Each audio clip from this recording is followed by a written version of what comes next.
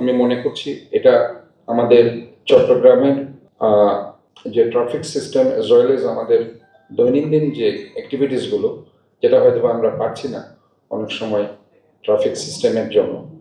তো আজকে এই যে মনোরেলের যে চিন্তাভাবনা, সেটা আসলে আমাদের এই সমস্যাগুলোর সমাধানের জন্য আমি মনে করছি যে অনেকাংশে ভূমিকা রাখবে। ইতিমধ্যে আপনারা জেনেছেন এটার লেংথ হবে 54 কিলোমিটার।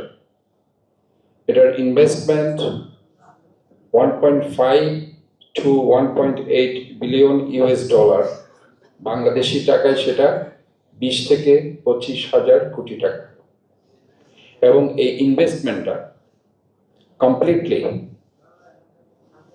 যারা ওরাসকম অ্যান্ড আরব কন্ট্রাক্টার্স, ওনারাই কিন্তু এই ইনভেস্টমেন্টটা নিয়ে আসবে।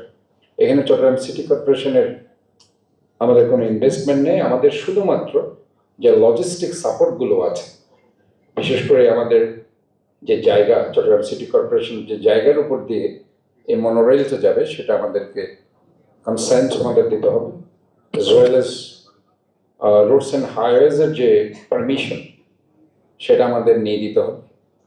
এবং অন্যান্য যে লজিস্টিক সাপোর্ট যেটা যেরকম সিটি কর্পোরেশন, সেটা অবশ্যই সিটি কর্পোরেশন বহন করবে। এবং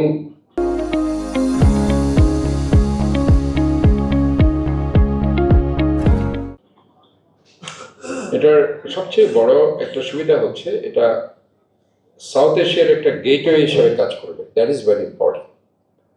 আমরা এক সময় মায়ানমার থেকে একটা রুটের কথা বলেছি, সিল্ক রোড। আমরা এখন আরো বেশি স্বপ্ন দেখতে চাই চট্টগ্রামকে নিয়ে। আমরা শহরকে একটা পর্যটন সিটি করতে চাই, ওয়ান সিটি টু টাউন, এবং সেটা ইনশাল্লাহ আমরা করবো। তো এই সিস্টেমগুলো থাকলে, এই যে মনোরেল বলেন, মেট্রো রেল বলেন, যেটাই হোক, যে যদিও মেট্রো রেল সম্ভবত এটার স্পিড 40 হলে মেট্রো রেল স্পিড 60, বাট আমি মনে করছি এটা খুব কাছাকাছি আছে।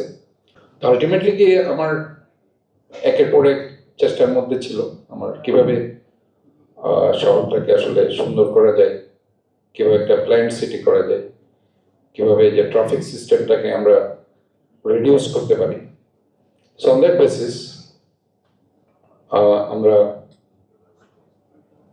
কিছু কাজ হাতে নিয়েছিলাম, যে সেখানে ট্রাফিক বিভাগের সাথে আমাদের যে সমন্বয়টা আগে ছিল না, সেটা সার্বিকভাবে আমরা করার চিন্তা করলাম। বিশেষ করে স্মার্ট ট্রাফিক সিস্টেম, সেটা আমরা উইদিন শর্ট টাইম ইন্ট্রোডিউস করছি।